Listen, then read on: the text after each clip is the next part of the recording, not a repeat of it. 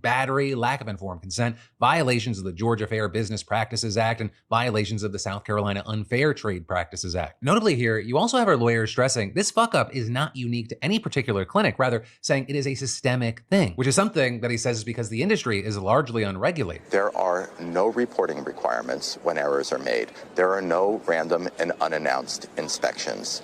There are no statewide or federally required certifications for the staff who work at fertility clinics. But then from that, we got to talk about some wild international news, and that is that Brazil's far-right former president, Jair Bolsonaro, plotted to poison his successor, shoot dead the Supreme Court justice investigating him, and reinstall himself as the country's leader following his defeat in the 2022 election. All of that is just a bit of the 272-page indictment that's now been filed by the country's top lawyer. And now, get this, the judge that Bolsonaro allegedly tried to assassinate as the head of the federal investigation into the former president, he is the one who now gets to decide how to proceed with the case. With notably, his first order of business being to decide whether Bolsonaro represents a flight risk and should be held in jail until trial. But also, that judge, he's now being sued by Donald Trump's media company, with that complaint being filed just hours after the indictment against Bolsonaro. And with that, a possible very key thing is that is happening just 1 month after Bolsonaro explicitly called on Trump to take action against the judge in an interview with the New York Times, which is why you have places like the Times now suggesting the lawsuit appeared to represent an astonishing effort by Mr. Trump to pressure a foreign judge as he weighed the fate of a fellow right-wing leader who, like him, was indicted on charges that he tried to overturn his election laws. And so with that, to try to make sense of all this, we should go back to that election, because in 2022, Brazil's current president, Lula, defeated Bolsonaro, and Bolsonaro refused to concede defeat and baselessly claimed that the only way he could have actually lost was a result of election fraud. But then, a few months later, thousands of his supporters attacking the country's presidential palace, Supreme Court building, and House of Congress. And of course, all of that may sound familiar to anyone in the US. That is kind of where the similarities end. Because in June of 2023, the country's top electoral court ruled that Bolsonaro abused his power and cast unfounded doubts on the country's electronic voting system, and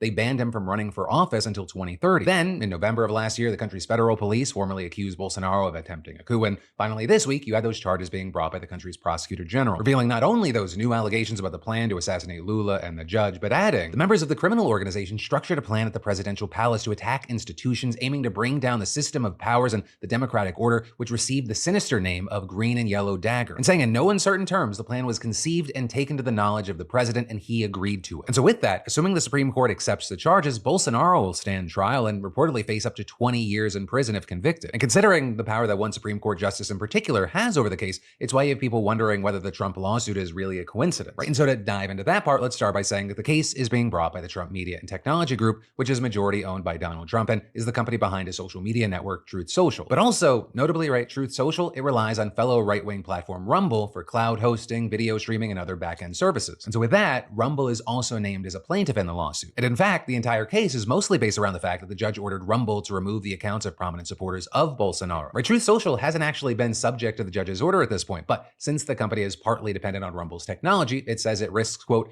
operational challenges in the United States as a result. And all of this is, even though this is a case against a Brazilian judge, it's being filed in the US on the basis of US law. But the company is specifically claiming the gag orders demand that Rumble, from its Florida-based headquarters and without any Brazil operations, enforce a universal ban on the targeted accounts, imposing a total blackout that extends even to US users. And so they're accusing the judge of censoring what they said is legitimate political discourse in the United States and saying they're undermining fundamental constitutional protections enshrined in the First Amendment. And so for now, we're gonna have to wait to see, how or whether the lawsuit will affect the state of play in Brazil. But notably, until now, right, this judge, he hasn't caved, even with his life on the line. Because in addition to the alleged assassination plot, a Bolsonaro supporter tried to bomb the Supreme Court, but that has not stopped him from ordering the arrest of Bolsonaro's allies and the confiscation of his passport. And similarly, he hasn't bowed to criticism about his decision to suspend hundreds of social media accounts belonging to Bolsonaro supporters, even from the world's richest man. You may remember this, but last April, Elon Musk announced that he'd be lifting restrictions against accounts banned under the judge's authority. And after a months-long feud culminating in Brazil's telecom agency blocking access to X across the entire country, Musk backed down and complied with the judge's demands. Now, with all that said, one thing to note is, there is a very real debate in Brazil about whether this judge has gone too far at times. But for now, we're gonna have to wait to see how things play out. And in the meantime, of course, I'd love to know your thoughts here, whether it be about the allegations and charges against Bolsonaro or the Trump lawsuit of it all. But then, next up, in big business and video game news, we should talk about this controversy around Marvel Rivals. Because if you didn't see, one of the teams behind Marvel Rivals, which has had one of the most successful launches out there, they just got laid off. With the news coming from LinkedIn, where one of the game's directors, Thaddeus Sasser, wrote, "My stellar, talented team just helped deliver an incredibly successful new franchise in Marvel Rivals for NetEase Games,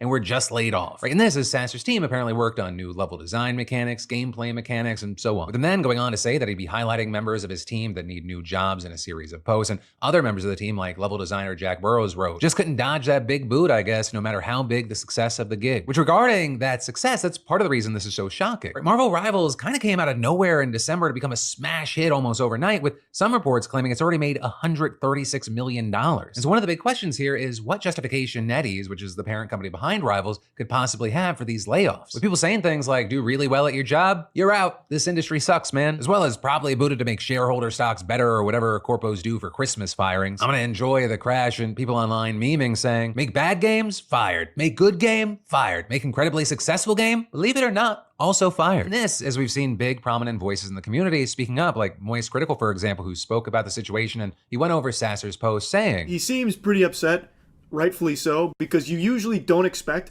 when your product is so good that you helped build, you don't really think that you're going to be the one on the chopping block, because, I mean, logically, that doesn't really check out. That doesn't pass the smell test.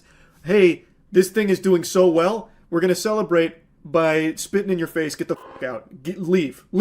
Like, that's not something a lot of people expect, except in the video game industry.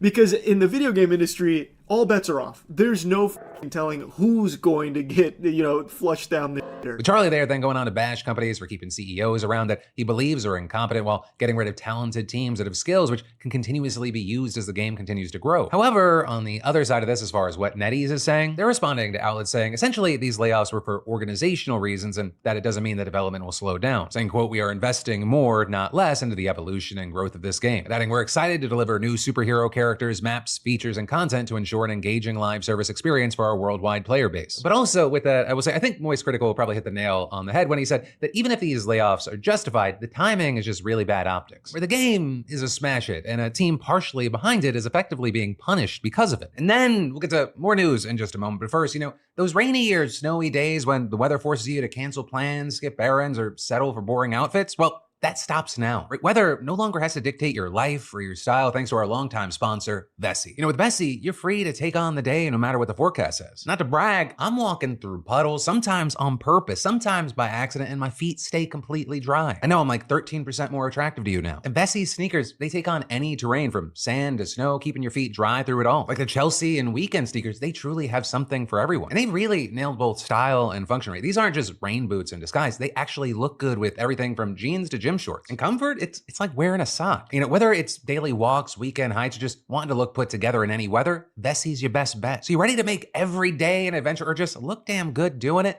Head over to Vessi.com/PDS and get an automatic 15% off your first order at checkout. Trust me, your feet will thank you. That's Vessi.com/PDS and get them now while they still have your size. But then, next up, in big legal and entertainment news, we should talk about the insane drama and verdict in the trial of A$AP Rocky. But he's a 36-year-old Grammy-nominated rapper. His real name is Rakeem Myers. And the fact that he was being tried for a crime is notable on its own because he's already tied up in a number of upcoming projects. From headlining the Rolling Loud Festival in March to chairing the Met Gala in May to starring in a Spike Lee-directed movie alongside Denzel Washington this summer, there's a lot going on. So at the very least, a conviction on 2 felony counts of assault with a semi-automatic firearm could completely upend all of that. But according to the LA County prosecutor back in 2021, he tried to shoot his one-time friend from high school and former bandmate, A$AP Relly. Their names were similar because they used to belong to the same rap collective, which they called the A$AP Mob, short for Always Strive and Prosper, but their friendship had grown bitter. And so with that, reportedly, they agreed to meet in a parking garage one evening to clear up their differences. Then, with that, the prosecution presented surveillance video purporting to show the pair fighting, with Rocky holding a gun and later shooting at Relly. So Rocky got charged, he pled his innocence, turning down a deal that would have gotten him only 6 months in jail for confessing to one of the counts, which really was huge because he faced up to 24 years in prison, though the prosecution was only seeking 8. And so with that gamble in mind, the 3-week trial began, with really the whole thing centering on one question: was the gun real or fake? Because you see, no weapon was actually recovered at the scene or presented as evidence. And you had Relly alleging it shot real bullets, while Rocky claimed that it was actually a prop gun from his DMB music video with Rihanna that only fired blanks. And so you had each side laying out their respective arguments, with Relly testifying that he believed one of the bullets grazed his hand, to which the defense argued that his injuries were just knuckle scrapes that could have been sustained in a fight or a fall, adding there that police couldn't locate evidence of a discharged weapon at the crime scene. But Relly testified that he returned to the area later that night and retrieved 2 9mm shell casings. In this, as the defense painted Relly as the aggressor, claiming that he attacked Rocky on the night of the shooting, with him adding that Rocky kept that prop gun for times when he didn't have security and only fired it to prevent Relly from attacking one of his friends. And this is Relly claimed that Rocky threatened to kill